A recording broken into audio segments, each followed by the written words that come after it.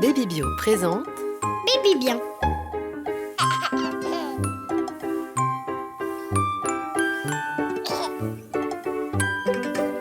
Bonjour à toutes et à tous, bienvenue dans Baby Bien, le premier podcast dédié à l'éveil de bébé créé par Baby Bio. Salut Jeanne-Marie. Salut Benjamin, comment vas-tu ? Écoute, ça va super, j'ai envie de chanter aujourd'hui. Eh bien écoute, moi aussi, et je suis très contente aujourd'hui de parler de ce sujet qui me tient particulièrement à cœur car il s'agit de la musique. La musique, on partage tous la musique avec nos enfants.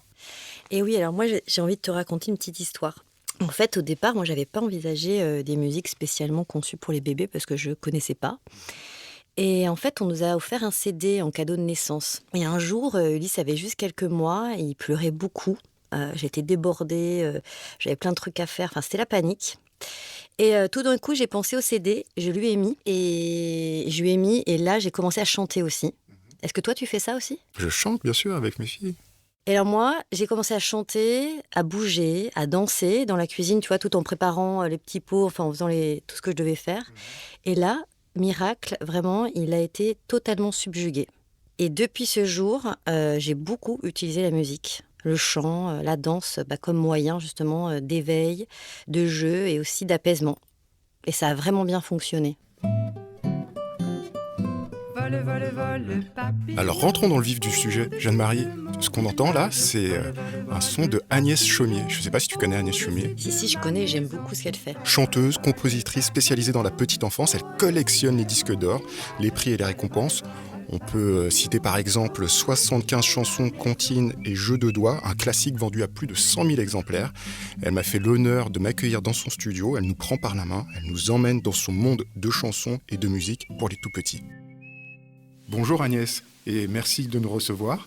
Alors sur votre site, j'ai été interpellé par cette phrase. Je vous cite. « Les tout-petits nous font entendre la musique dans ses premiers pas à son naissance et m'ont donné le goût du son et de l'imaginaire. » Oui, c'est vrai.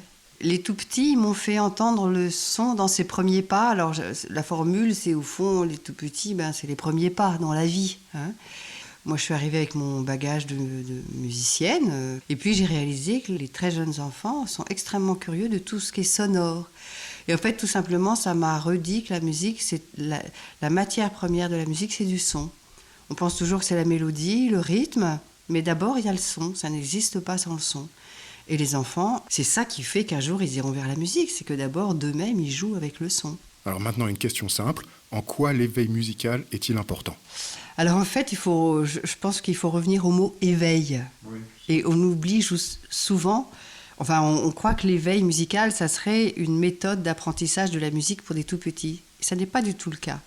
L'éveil musical, c'est s'intéresser à la façon dont le tout-petit aborde la musique de lui-même. Parce que l'éveil, un enfant, il s'éveille au monde, il arrive au monde, il s'éveille, il est curieux de tout. Il y a une expression d'une psychanalyste que j'aime bien qui dit une vitalité découvreuse.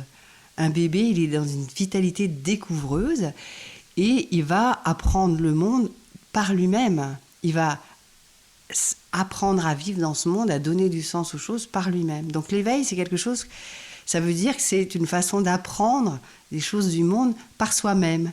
Et que c'est une compétence de l'enfant qui est vraiment là, qui est très importante. La question, c'est comment on le soutient.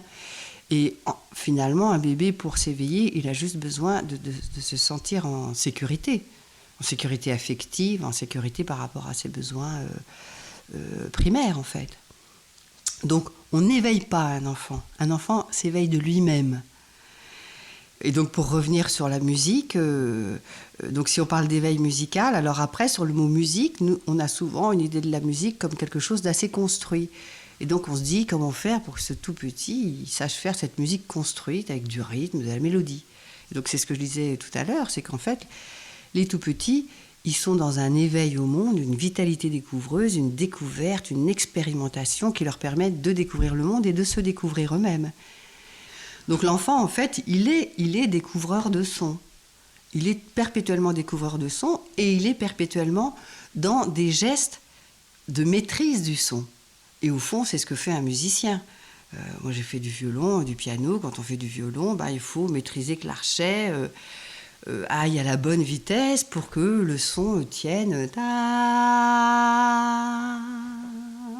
Et puis voilà, partent en s'amoindrissant ou au contraire fassent ta, ta, ta.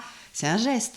Ben, le tout petit, avec son duplo, il fait pla, pla, pla, ou patac, patac, patac, ou prrrr. Tout ça, il l'expérimente, il en joue.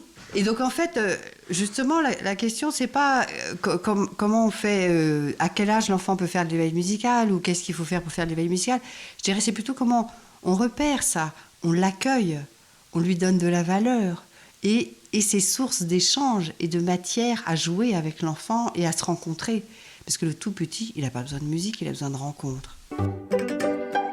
Un sacré personnage, Agnès Chaumié, elle donne vraiment envie de chanter et de partager la musique avec ses enfants.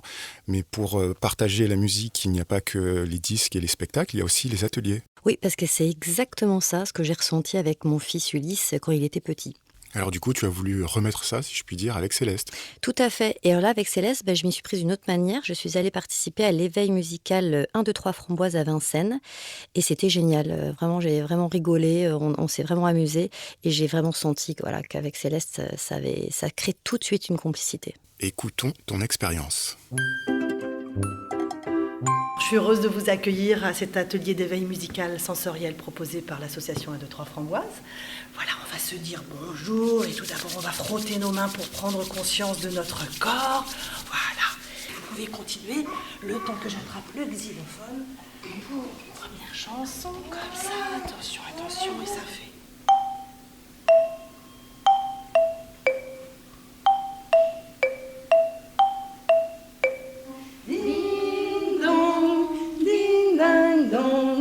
Commençons tous à chanter. Je suis Elisabeth Esclatier, je fais de l'éveil musical sensoriel pour les enfants de 0 à 3 ans depuis 3 ans justement. J'ai ouvert cette activité à Vincennes. Je pense que c'est très important de proposer des activités d'éveil musical pour cette tranche d'âge parce que c'est la musique et le chant en particulier, c'est ce qui touche plus particulièrement les tout petits enfants. Alors, nous allons sortir notre petit personnage. Comme ça, vous allez pouvoir l'appeler en faisant des petites phrases rythmo-parlées. Barbotin, petit chien, veux-tu sortir du moulin? C'était trop fort, je veux tout bas. Tout bas.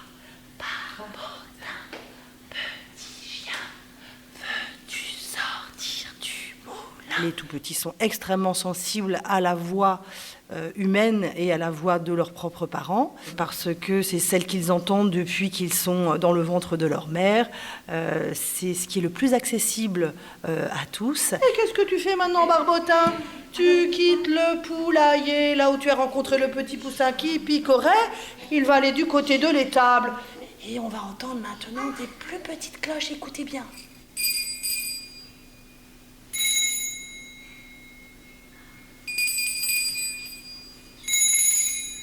Les chansons sont vraiment un vecteur formidable. Bon, déjà au niveau musical, les chansons, elles ont à la fois des tournures mélodiques, des formules rythmiques, elles sont pleines de sens, elles ont tous ces mots qui éveillent les enfants pour le développement du langage. Un petit chien dans un moulin qui s'appelle Barbotin, Barbotin qui file, ton chien qui défile. Je prends plus particulièrement des chansons du répertoire traditionnel français, donc ça permet de s'ouvrir à notre culture et donc je retrouve toutes ces chansons dans le répertoire qui ne sont pas connues et que je fais découvrir aux parents et j'ai beaucoup de plaisir à le faire découvrir aux parents. On va apprendre la petite comptine sur la main du petit poussin qui picore, que l'on peut faire sur la main de l'enfant, ou l'enfant le fait sur votre main, ou l'enfant le fait tout seul.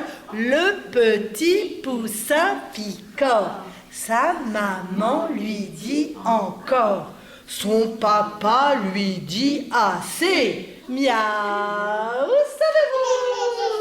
Et on cache les mains derrière le dos quand le chat arrive. Alors donc ces ateliers sont inspirés de pédagogies auxquelles je me suis formée. Donc la pédagogie Kodály, qui vient du compositeur hongrois Zoltán Kodály, et la pédagogie Jaël Montessori, issue des travaux de la pianiste Marie Jaël et de la pédagogue bien connue Maria Montessori. Picotti, picotti, c'est l'abeille, dis-lui comment tu t'appelles. Et donc ce qu'on fait avec ces ateliers, c'est qu'en fait on entretient leurs aptitudes musicales qu'ils ont dès la naissance. Ils ont déjà tout un tas d'aptitude musicale, ils sont déjà musiciens en eux-mêmes, et le fait de leur proposer ces activités de chant, de mouvement, la pratique des petites percussions, ça entretient ces compétences de musiciens qu'ils ont déjà à la naissance. Nous allons écouter les instruments, les regarder, et puis après nous pourrons les explorer. Premier instrument.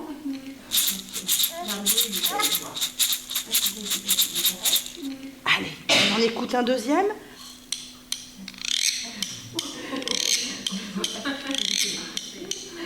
Alors dans cet atelier, ce matin, il y avait différents enfants. Certains sont là depuis l'année dernière, donc c'est leur 2e année.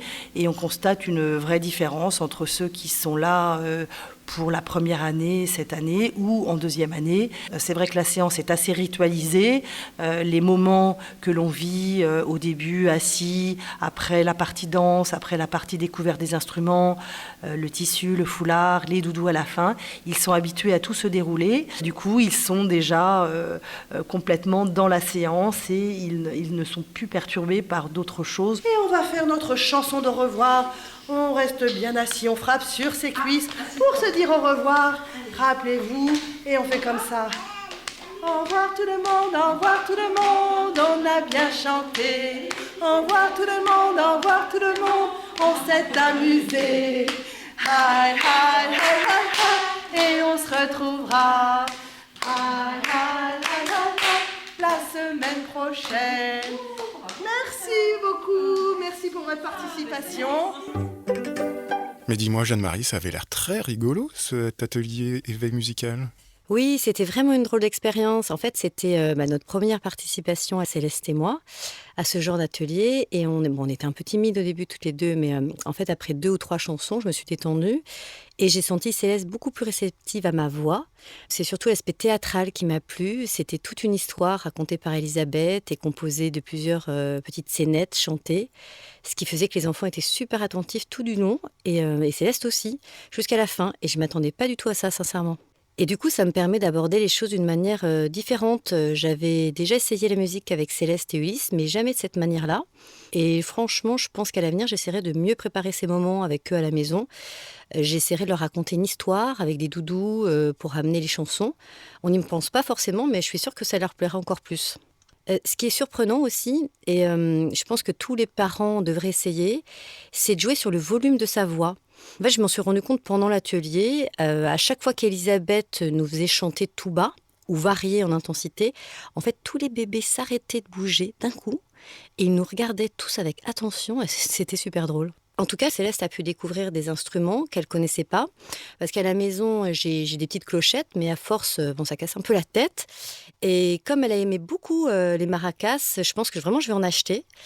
Et aussi, grâce à l'atelier, j'ai découvert plein d'autres trucs vraiment sympas, comme par exemple le travail du rythme avec les tissus. Le rythme avec le tissu, tu m'intrigues.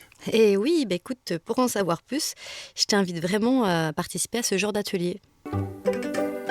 Voilà, c'est la fin de cet épisode. J'espère que vous avez pris plaisir à partager ces différentes expériences d'éveil musical avec bébé et que dès l'écoute terminée, vous irez chanter avec votre bébé ou lui mettre un petit CD de comptine.